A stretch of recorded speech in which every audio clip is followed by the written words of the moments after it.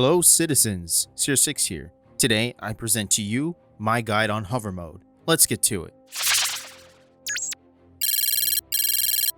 If this is your first time watching, then start now by subscribing and turn on that notification bell so you never miss any of my guides, discussions, tutorials, and other analytical content. So, for today we will discuss a general overview and point out some indicators that will assist you.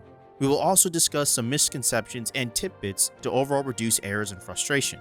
I will also demonstrate landing and takeoff at different locations and transitioning between conventional flight and VTOL mode. Just remember that this is a work in progress and things will change. And just for that, I will be linking a Google Doc with everything hover mode related, so when things change, it'll be in a place where it's easily accessible. And to even further save you time, I have timestamps in the description and in my pinned comment to help you home in on a certain aspect that you may need refresher on now or in the future. If you want me to further explain something I've said in the video, ask me. If you feel like I have left something out, tell me. I have absolutely no problem making a follow-on video to further dive into this new mechanic. And lastly, if you have not already, watch Noobifier's explanation on the new acceleration adjustment. The link is up in the top right hand corner now. Once you have watched this, then continue watching this video. Now, let's begin. Before we walk, we have to crawl, ladies and gents, so flight instrument symbology is key. So, on your HUD, you have the horizon line, and with it you have this funny looking W that blends in with your crosshair. This represents where your ship nose is, and the horizon line represents the ship not having any pitch angle, or in a neutral position. When in hover mode, pitching your nose up will cause you to go backwards, and pitching down will cause your ship to gain forward momentum. If you look closely, you'll see this box. Let's pause right here and take a look at this still image. Here you can see that this seems to be similar to a flight path indicator on a fighter jet. This basically tells you the direction you are flying at. Here at the base of the box you have this up arrow indicating that I'm going forward. And in this next still, this arrow is facing down. This indicates that my ship is now going backwards. This will also bounce around the HUD when you give your ship directional input. This is what I use to know what my ship is doing. Now let's move on to misconceptions and tips. Number 1, if you are not comfortable with the acceleration adjustment, then you can just use your speed limiter. This thing and cruise control can be your best friend for many different reasons, so do not shun them. Lowering your speed limiter can help you and it can also hurt you. Remember citizens, the lower the speed limiter, the slower the speed. So if you're trying to strafe down in order to land and your limiter is almost or at the bottom, you'll drop like a snail. So, a good general area for this is in between the bottom of the hole indicator and the red SCM line. Number 2, correct for drifting with your reactive/maneuvering thrusters. I find this best when I'm in a stable hover and in a hangar. Do not roll in a confined location. Use a minor amount of strafing. 3, this may be a shock to you, but crash your ship. In fact, I encourage it. Lose an engine or a thruster and see how your ship responds. Learn to maintain control of your ship even in the worst case scenario. Learn your ship's limits so when you have suffered damage, you can make a decision to repair along the way, or if you're confident in your abilities, you can put the bird back on the deck if you are carrying cargo. Because combat can be avoided, but it's good to be prepared for the worst, so train like you fight. An example of this is when I was in my constellation. I got my left-hand duct fans ripped off when I was interdicted. Once on Herschel, when I entered hover mode, my ship was sinking because I was not able to generate enough downward thrust to keep myself stable. I was able to land, but I had to pulse my afterburner to stop the falling. Now I know what to expect and how to overcome it in the future. 4. Understand your ship's dimensions. Just like in a car, when you're trying to pass someone or parallel park or go into reverse to pull out and you're in a tight corner, knowing your distance so you do not hit something and injure somebody else or your ship. Number 5, make visual cues, so you can put your ship in the same exact spot every time when you're landing. This of course will change if they re-implement the old landing feature. And number 6, learn to fly comfortably at low speeds when in hover mode. Anything at or under 40 meters a second is a great start. This will help you in landing, and it's also best to apply roll input to counter drift when changing directions while flying at higher speeds in hover mode. Okay, so now let's move on and talk about taking off from a top hatch hangar. This can be applied to all 3 landing zones. First, after hailing ATC, the easiest way to take off is first, make sure you're not in free look. Number 2, center your pip on the dot of your crosshair.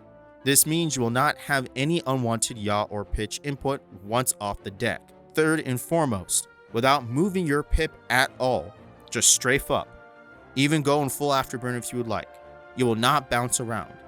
After you feel like you're at a decent height, it is time to transition to conventional flight. So, put your speed limiter to the max, enable cruise control and press afterburner for about 3 seconds, and you will gain a rapid amount of speed and just cruise into the sunset. The reason you use cruise control is if you release strafe forward too early while you're in manual, you will rapidly lose speed and then you have a chance to re-enter hover mode again. And people, please, do not enable cruise control until you have left the hangar and are far enough away from a no-fly zone. Trust me. Now with this explained, let's now land on a top hatch hangar. For this demonstration, I'll be using my personal landing route that I use for Lorville and a similar one for Levski. So first I fly past the tower, mainly because the no-fly zone is higher in that general area, so I just steer clear. I will always fly into the open end of the Tisha spaceport signs, and right here I'll pause. Here is a still of the nice flat taxiway in between each hangar. I'll descend into the area with a low speed, basically on the verge of hover mode itself. Once I'm over this taxiway, I disengage cruise control and I gently pitch down to maintain about 60 meters a second and move over the designated hangar. Then I pitch up roughly to a 3-degree angle, and this is what slows me down. Mind you that this whole time I'm looking at my flight path indicator as well to make sure I'm actually flying where I want the ship to go. This process of me pitching my nose up is also known as flaring your nose of the ship. When you're doing this, be graceful. It will not take much to slow you down. Flaring too early or too high and you'll end up going backwards and then enter a vicious cycle of overcorrecting.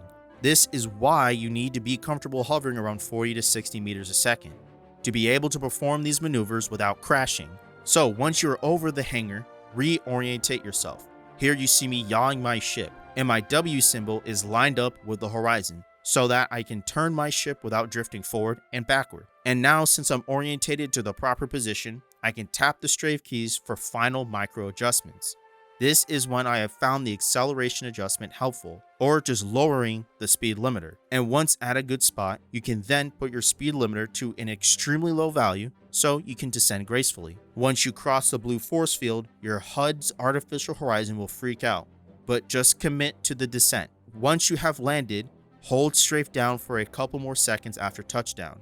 If not, you can jolt about the hangar if you have any side-to-side drift while descending. Okay, citizens, now we're going to talk about making an initial descent into Area 18.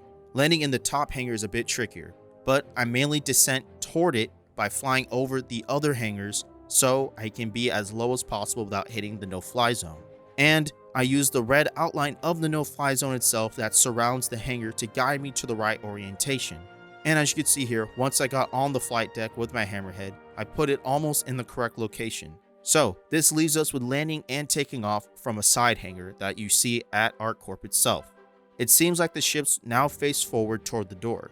So all you need to do is ensure the pip is still in the center and just lift off gracefully and using the same tactic to enter conventional flight and just fly away.